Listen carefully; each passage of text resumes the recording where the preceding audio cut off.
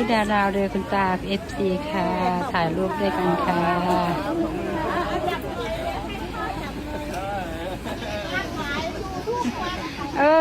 คุณพ่ออะไรเนาะค่ะ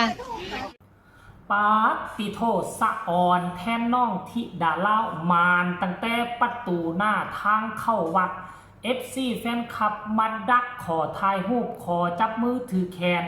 บอกว่าเบิ่งไล่สดเกือบทุกคืนพ่อมอบมาไล่น้ำใจบ่มีเพียงแต่คนเดียวมีเกือบเป็น10คน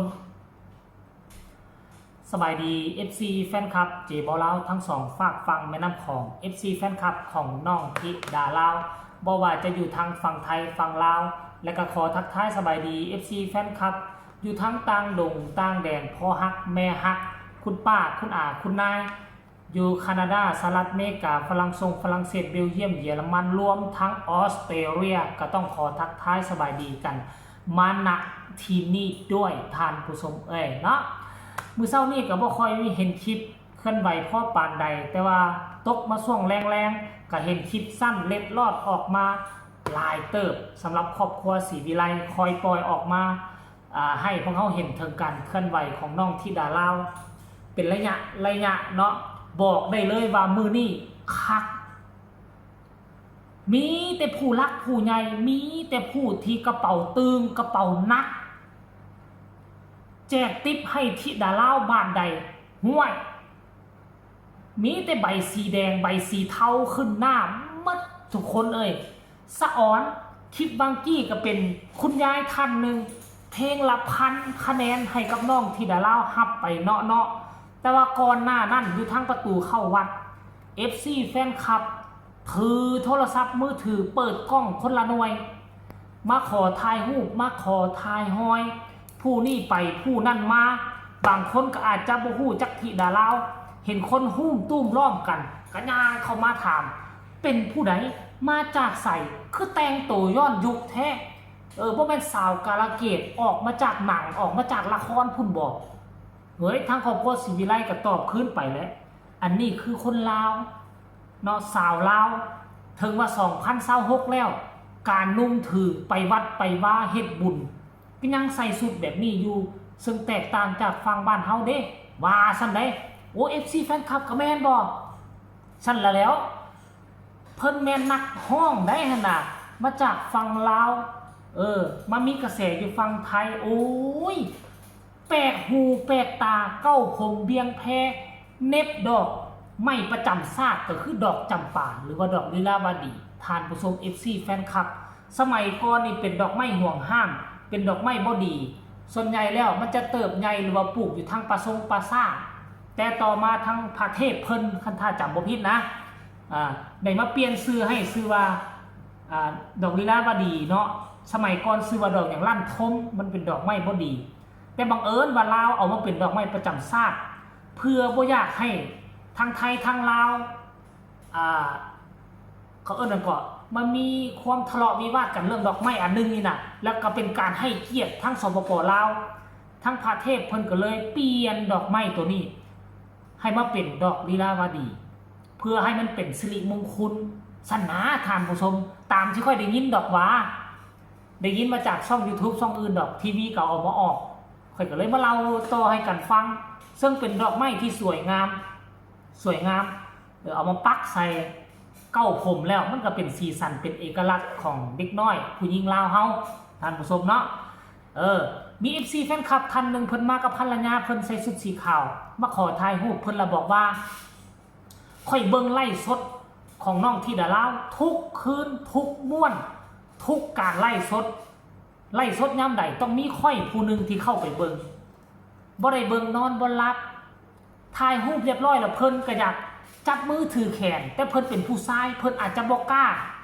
แต่ภรรยาเพิ่นก็บอกว่าให้พ่อเพิ่นจับมือนำแน่พ่อเพิ่นอยากจับมือธิดาลาวก็ยื่นมือไปให้จับให้เรียบร้อยแล้วเพิ่นก็เอามาไล่ให้เอาทริปให้หลังจากพอนี่ผ่านไปพอไม่ก็เข้ามาขอถ่ายรูปโอ้ยทีมงานบ้านศรีวิไลก็ได้รับอานิสงส์ตามกันไปเนาะก็ได้ถ่ายรูปกับ FC แฟนคลับกันทั่วหน้าค่อยเชื่อว่าบ่แม่นแต่4หน้า5คนนี่เนาะยังมีอีกเป็น10คนเพราะบางครั้งทีมงานบ้านศรีวิไลเพิ่นก็บ่ได้ถ่ายบ่ได้บันทึก ออกมาให้พวกเขาเห็นท่านผู้ชมเว้าแบบนี้ก็สิว่าค่อยขี้โม้เว้าใหญ่อวยกันอวยคนลาวน้ำกัน อยากให้ทุกคนไปชมคลิปนี้ให้เห็นกับตาได้ฟังกับหูว่าแมนคือค่อยเว้าเทบอไปชมพร้อมๆกันเลย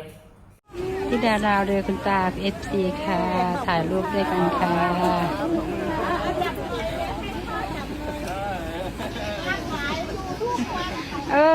คุณพ่ออะไรเนาะค่ะคุณพ่ออะไรคะคุณพ่ออะไรคะไอรัฐฮะโอ้ยมันจะได้ดูในไลน์เราไงเวลาดูจะได้เห็นกันด้วย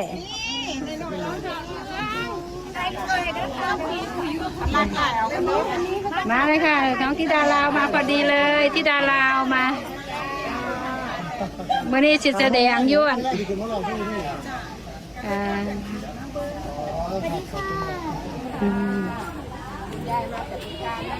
ฮะดูการบริบ้านไหน เรียนครับ เอาเพิ่มคนเจริญบ่ผมเอาเพิ่มสีที่ไรเด้อเดี๋ยวถ่ายรูปแบบต้นดูการ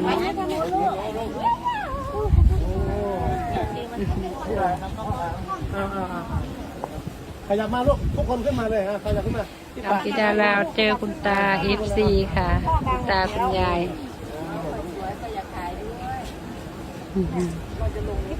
นี่แหละ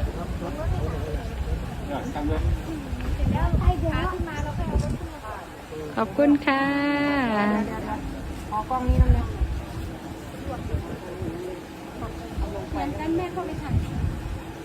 แม่เข้ามาถ่ายไหมเห็นกันแล้วหรือยังท่านผู้ชมส้มกับตาแล้วหรือยังคลิปนี้ได้มาจากซ่องของยายรุ่นท่านผู้ชมค่อยเห็นแล้วค่อยรู้สึกปราบปลื้มใจบ่คิดบ่ฝันว่านับมือนับวันฐาน FC แฟนคลับของน้องธิดาลาวลายขึ้นเพิ่มขึ้นจากเมื่อก่อนไปใส่มาใส่คนกับบ่ทักคนกับบ่ถามคนกับบ่ท่วงบ่ฮู้จักมาบัดนี้คนทักคนถามคนท่วงคนฮู้จักสมัยก่อนเนี่ยเขาต้องได้ประกาศให้มาถ่ายรูปน้ำธิดาลาวเลยเด้อบ่กัดดอกซักยาแล้วว่าซั่นทุกมื้อนี้บ่จำเป็นต้องบอกคนหักมาท่วงคนหักมาทักคนหักมาขอถ่ายรูปคนพึ่งหูจักมือนี่ก็ยังมอบเงินให้เป็นพันคะแนนก็ยังมีคือคุณแม่ท่านนั่นห้องเพลงถึกใจเพลงละพันเพอเพราะมันได้เป็นหมื่นแล้วบอกมือนี่ท่านผู้ชม FC แฟนคลับอันนี้ก็เอามาเราเอามาฝากเอามาต้อนให้ FC แฟนคลับผู้ที่คองคอยการเคลื่อนไหวของครอบครัวศรีวิไลโดยเฉพาะของน้องธิดาลาวก็ขอฝากฟังเอาไว้ซ้ำนี้ก็แล้วกันจบคลิปนี้ก็สิไปรอซื้อพักซื้อมีมาเฮ็ดออมกบปนกบเมื่อคืนนั่นไปได้อยู่33โตเมื่อวานนี้ได้6-7โตแต่แบ่งให้เพื่อนบ้านไปน้ำกันเพื่อนได้แต่โตเดียวแบ่งให้เพื่อนอีก 2-3 โตเขาก็เอามาไว้เงิน3โตมื้อนี้ก็เลยสิมาเฮ็ดมกเฮ็ดออมแล้วก็สินึ่งมะเขือนึ่งมะปีเอามากับมันก็คงจะแซ่บอยู่นะท่านผู้ชมเนาะบ่เว้ายาวสบายดี